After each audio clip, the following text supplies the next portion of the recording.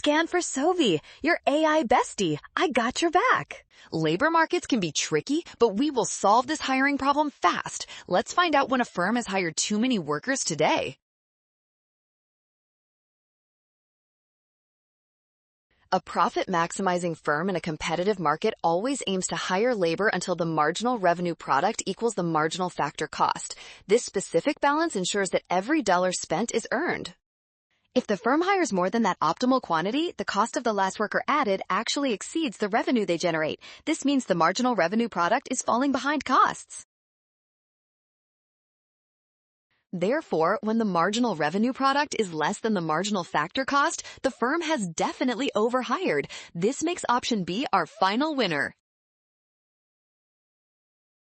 Well done! Scan the code to learn with Sovi. Avoid the rush and watch signs. Trust the given info and check your steps.